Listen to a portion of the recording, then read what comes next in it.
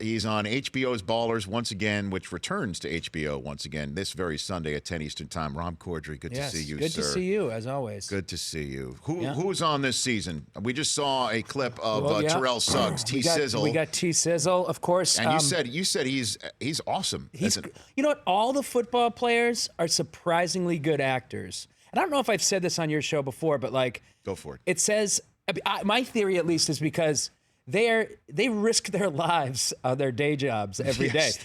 They come onto a set and it's easy. Yeah. You know what I mean? There's no one's out to kill them. And if something we're just giving them waters and coffees. And if something doesn't go right, they get to do it again. Yeah, they get to do it. That's right, exactly. And then the best version of it gets used. It's like they're always scoring touchdowns. It's what it is. Could you imagine if they got actually to do that in football? Like, yeah, right, to do-overs? Sorry, let's just do it again, and we're going to do it till we get it right. And actors were the ones that got concussions all the time, like just, oh, God, like get your brain rattled on set. And the one director who would say, let's do it again, even though they know they got the shot, would have to be Belichick, right? Wouldn't that be the guy? Oh, no, I know, just to get in our heads. That's what he'd be doing. Belichick would be a great director. You think so? He'd be a good anything. I'm a Pats fan, so I think he'd be a good anything. Yeah. Like waiter. He'd be a great, you name something, math teacher. Well, look over at Chris Brockman right there. Go He's ahead. a great cover man. Have you seen the Nantucket magazine No, cover? let me see. Oh, Brockman, pick it up and bring it over to Rob Corddry. We're going to do this right here and right freaking now. This is the summer edition of Nantucket magazine. I love. Go for it. That's him. God. And Look at him. Look at him turning it on. Where yeah, there he is. Turning it on, man. Yeah. The sexy. So he's a model as well. Yeah. There's a whole. Would you like that? There's a giant spread in there. Would you like that copy? Oh no, this. Yeah. Would I like what? The whole would you like to take it home? It would be a great coffee table book at the Corddry household. I think it's a really heavy magazine. It's substantial. Like the man himself. Reads this? Who reads this? People in Nantucket. Oh, actually, you know what? I spoke too soon. This looks like a good magazine. It's all this. This is the whole magazine. It's like expensive houses you can buy. There's houses you can't afford. Forget it. And a photo shoot of the greatest coach to ever play football at his bay. And all the houses he could afford. So I interrupted in a way. Terrell Suggs is really good. Who else is on this season? God, everybody. Well, I mean, most of the time I spend with like, we got our villain this year is Steve Gutenberg. Nice. And oh my God, first of all, I've worked with very few people like Steve Gutenberg. Henry Winkler's one of them. Just the kind of guy that is like so big-hearted and awesome that you just want to be that person. Sure. I model my life after them. Mm-hmm. Steve Gutenberg, one day we're shooting and he goes up to a bunch of flowers, and he's just in awe of these beautiful flowers, like they're creatures, living creatures. And he's touching them going, how you grow such beautiful things in California. Like he's never seen a flower. He's touching them, like taking life from them and passing life to them. That's Gutenberg. I'm not kidding. Did you pick his brain about any of his work when you're in downtime with Steve Gutenberg? And if so, which one? What would it be? Of course, it would be Police Academy movies. Would it? Yeah, and you know what? He was the guy. Like I was a big Chevy Chase fan growing up, and I was after those Police Academy movies. Steve Gutenberg was like kind of the next Chevy Chase, right? Handsome, kind of a wise ass. That was his thing. But he's not like that at all. Like I don't think he had it in him to be like Chevy Chase he has a black heart. He's a wise ass. Steve Gutenberg was too. He wanted to do theater and like really, I don't know, touch the flowers. Well, I mean, Rob Corddry, if I had a choice, I would go Diner, seriously, with him, just to ask him what it was like to be in the movie Diner. And those. Of course, he Diner. Was great. Yes, he was in Diner with. You forget because everybody was in Diner. Right, Mickey Rourke was even in Diner. Kevin Bacon. They were all in it. Oh my God. They were all in it. And also just maybe Cocoon. Just like give me a great story. How is Hume Cronin really like? We'll never get older and we'll never die. Exactly. Give me your best Wilford Brimley story, Steve Gutenberg. You know? Yeah, give me your best. He actually did. He was like, he did. No, it wasn't really a story so much as I think he said he's a bit of a cantankerous fellow, like something like that. You know, Wilford Brimley, like you'd imagine. Yes. Probably kind of a jerk. You just seem like the guy, yeah. And even the commercials, what was he selling in those? Oh, he was selling something about diabetes, Yeah, right? about diabetes. He's like, you don't want to to. get this disease, you jerk. Like he's just selling it with negativity. Like, God, will you buy it already? I'm dying. So Gutenberg is the bad guy, in the same way that Andy Garcia. Yeah, exactly, okay, exactly. Which is great. Yeah, different kind of bad guy though. It's like Gutenberg is so good. He brings like this sleazy charm to it. He's awesome. And Steph Curry. Did you meet him? I got to meet Steph Curry. What in the world? Pretty For you? awesome. I mean, you could say probably at least the most popular athlete alive right now, right? Steph Curry, I'd say. Well, I mean, one of them. Yeah, you put him up there with LeBron. Yeah, you definitely would. I mean, right now, right? But And what, like, well, you can also tell when the people are on the set how people react to somebody coming on the set. Well, I mean, like even that. The Rock is kind of starstruck by Steph Curry. You know, and they're like, you could put. By the way, you could put Dwayne Johnson as the most famous person right now on planet Earth. Oh, absolutely. Which is 1,000%. mind-boggling to me. You know, that I'm doing this show with the number one actor in the world. You could clearly say that. You do say it. It's like journalists have said it and written about it. It's, Right. It's news. It's like, and it's still mind-boggling to me. And I sometimes watch Dwayne. I call him Dwayne because we're really good friends. And Yeah. and he's just like he's such a normal dude, and it's hard to wrap your head around. You know how just big physically and metaphorically this And guy Curry's is. the same way too. Yeah, he really is. And seeing those two together, they're both huge, of course. And I'm just like that little cartoon dog bouncing around them. Hey guys, hey, boing, boing. What about me? What about this guy? And Curry is just, I mean, you could talk to him about being a dad too. I mean, well, he's also like, he's a charming dude, Steph Curry. Just like The Rock, like to see that kind of charm meeting charm. Right. You think it would be like two charm magnets bouncing off each other. Yeah. But it was amazing. so they didn't. Two charm magnets they did didn't. not repel They didn't. and No, both they just become went- they total went a-holes. Oh, they were did? the right sides. They were the right they're- positive and negative sides. I want to take a 60-second break, come back, talk a little bit of Patriots with you, talk a little bit of football, All right, man. fantasy. on. We always used to have a good chat about that. I would love to hear And a what you little got bit- for me. A little bit more ballers with Rob Corddry when we come back in 60 seconds. Yeah.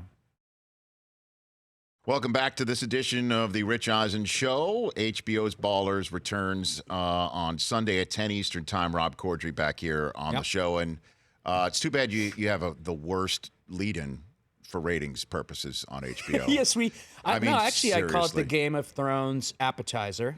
They're like our medium heat chicken wings to the main baller's course of steak, like a medium rare steak. They're your pig in a blanket. Exactly, they're our fresh beginnings, as we call Is them. that what you would name it? If you had a Yes. restaurant, you'd call it a fresh beginning? Fresh beginnings, or in Boston, you just call them starters. We're gonna get a couple starters before ballers. What's your favorite starter over there, man. Brockman? What do you, you know- You probably like a mixed plate of starters, right? Like a couple mixed bag of Southwestern starters. egg rolls. So Southwestern egg rolls. I like calamari. Yeah, couple I like calamaris. some boneless buffalo wings. Are pretty good, guy. God, I need some bones in my wings, dude. Yeah, maybe I'm 100% Maybe man. some of them potato skins. Oh yeah, skins for sure. Loaded. For sure. Loaded skins. Loaded skins. Loaded skins. No sour cream for mine, No, though, because that's kid. for girls. Yeah, that's for I want bacon. I want cheddar cheese. cheddar cheese. is that the worst, most botched accent in television and movies? It's hard to do. It's hard to do. Where are you from originally? I'm from Weymouth, which is like 10 minutes south of Boston. You know, you could see the skyline from Did you never Boston. have that accent? Oh, I did. I had it very strong. But I did theater in college, and my only notes I would get in college were like the character opposite my character's was named Arnold. The only notes I'd get were, okay, Rob, it's Arnold. Say Arnold. Arnold. Arnold. Arnold. Arnold. you couldn't do it. Couldn't wrap my mouth around it. It took me about 6 months to just finally lose it. And then I had to do it for something, and it took me a while to get it back. Because really I believe that the Boston accent is just kind of affectation anyway. What do you mean? I would, even when I was a kid, I didn't have one, but in the 3rd grade, I was made fun of by my friend's father. Because I went and said, yeah, can Mark come out and play? And he was like, Mark? Who's Mark? His name's Mark. And so I was shamed into a Boston accent by my friend's dad. And so then I put it on. And then it eventually became my accent. You know? And I think people, because you notice, like, people, when they get quieter in Boston, they'll add their hours, but it's kind of hard work for them. But then when they're out with their buddies, it's like you can't understand a word they're saying. Yeah. And now you're with Ballers, which is produced by the ultimate Mac in the history of the history of Macs. I did a commercial with him. Wahlberg. I did a commercial with him, and I love the business Mark Wahlberg because he goes, Bobby. Because I'm from Boston, he's from Boston. I'm immediately Bobby for some reason. Every name has right. If you could be, you'd be Richie. If you can add a diminutive, they will be added. I-E or Y. Yeah, and so he's like, Bobby, well, you got to get Twain to do seven or 8 seasons of Ballers. And I was like, that's your job, man. And he goes, I know. We're trying to incentivize him. Who are you? I don't like this business side of Mark Wahlberg.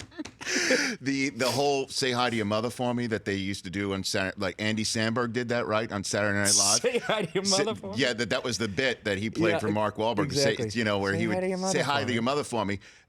Was it at the Masters? Which golf tournament was it recently? Oh, yeah, they were just yelling it. Where Open? instead of somebody screaming, you the man, at the U.S. Open. At the US Open. Yeah, it would never happen to the Masters. Yeah. Somebody screamed, instead of you the man, or, screamed out, say hi to your mother for me on a tee box. Yeah, That's so funny. Getting the whole guy became say hi to your mother for me. Is that going to be the new Baba Booey? Maybe. All right. Well, we could try and affect that. What do you think of Rob Corddry of Ballers right here on the Rich Eisen Show? What do you think of the Patriots this year? Because that guy over there, Chrissy, to use the Boston phrase, keeps saying 19-0, which Julian Edelman called talk of that. He called this past week, quote unquote, stupid. What's he supposed to say? Edelman's not going to say, yeah, right, we're going 19-0, guys. What is he supposed to say, though? What was his like? He's like, listen, we're just going to get out there. We're going to play one game at a time. Do the Belichick. You do the Belichick. Exactly. Thinking about Kansas City. Me furious. One game at a time. It makes me furious. We're just out there. We're on the field. We're tossing the ball around. We're catching it. If you'd like to pull up that Nantucket magazine, just thumb through it, see if there's any 19-0 conversation in there about Belichick. There's no fantasy information in here whatsoever.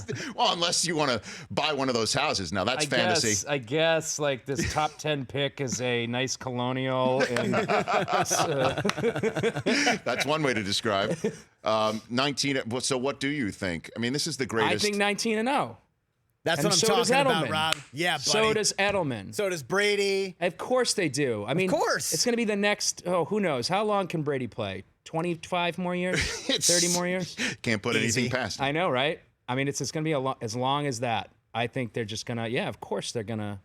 And that's all I know. I told you, like, on the break, I was in a lot of airports this last week, and the fantasy magazines are out. They are. Because, it's like the websites are still doing sort of, they're still got baseball going on. Right. But the magazines are so old school, I don't know what to do with them anymore. I'm like highlighting things and I'm like, I got to wait for like. Well, I mean, because you're a periodical guy. You're an old school guy. I like having. Because you can get this stuff, online. You can get it on your phone. I like having paper in my hand, but it's starting to like, even I'm getting confused by it. I've got to like. Well, it's because you're in an absurd number of leagues, right? Or if you cut it down, have you cut back? I'm still in like 6 leagues. Come on, Rob. I know I got to cut back. I just don't know what to cut. One of them's like a Adult Swim league that I've won 2 years. I'm the only 2-time winner. Okay. No big deal. That's not to brag. Walk me through. Who else you got? And then we've got I'm in a family league, which is just kind of a fun family league. Nate's in that, I imagine. No, then Nate's got a league. My brother Nate, when that's his league, and that's my real competitive one. That's a hard league. Now that's the one that keep going. What and else? then I've got this one sort of where we call ourselves the Hollywood Phonies. And that's like Paul Scheer and a bunch of UCB guys, Matt Walsh, Matt Besser. You know, okay. Rob Riggle's in it. He's terrible. Is he Oh, really? terrible. He's terrible at fantasy. It's just yeah. He just can't, like Kansas City. That's all.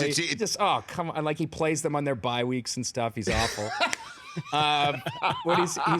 We got Jerry O'Connell, who's pretty good. Okay. That's the fourth league. That's the fourth. What are the two others that you're in? I only said 4. Yeah.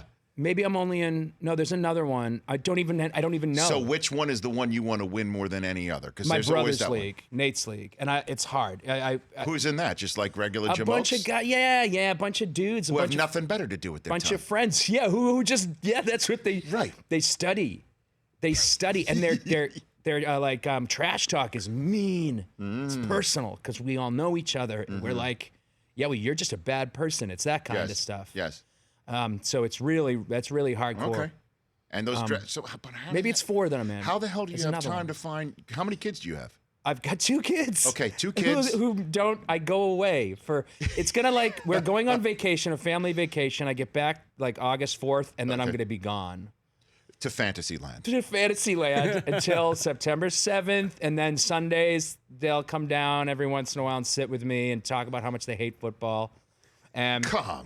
They do like it. They're just trying to be contradictory. They're children. That's That's and then the they'll be kids. like, "Daddy, what team do you want?" And I'm like, "Well, the red, white, and blue one, of course, because I'm an American. I like the other one, just to be jerks." Are there any pink ones, Daddy? No, there's no pink ones. Ballers on HBO coming back on Sunday with Rob Corddry. So last one for you, because we talked about how Dwayne Johnson's most popular guy on planet Earth right now. Do you think you are doing a show with the 46th president of the United States of America Okay. right now? Let's get something straight right now. All right? Who cares? First of all, for one thing, this goes to show us Trump has proven one thing, and it's that our mothers were right. What our mothers have told us our whole lives is finally true, that anybody can become president. So I would not put he'd be a better president probably, but I'm just sick of getting asked that question. So I'm going to announce right now on the Rich Eisen show. Yes, sir. I'm making this announcement. Yes. I am going to be running for president, the anti-rock candidate. I'm just going to be telling secrets about him, so he'll just keep his mind on the Ballers game. That's the platform? That's my platform. It's is not that very he's deep. got a job to do, Right. and Yeah. Was that Mark Wahlberg's incentive to Yeah, you was to that the get the incentive? That's Rock one to of the keep doing incentives. Yeah, right. We're incentivizing him with your campaign. That's right, Mark. So he gets lower, like he gets his voice goes. I don't know. He's got a little. I don't do it very good. I just know he's very soft spoken. It's the toughest accent to do. It is. And you Mark, used to have makes it. it harder. Great to see you, Rob. Always a pleasure. Thanks for coming on. Thank That's you. Rob Corddry. Same on Twitter at Rob Corddry with 2 D's, 2 R's around And the listen, D's. pick up. It's so heavy. That Nantucket magazine. Do you want that copy? No, you do. I do not. You sure? I've already forgotten all about it. What are you talking about? The Rich Eisen Show, weekdays at noon Eastern on radio stations across the country and audience. Isn't it amazing you can download an app with your thumbprint? You should download our app with your thumbprint.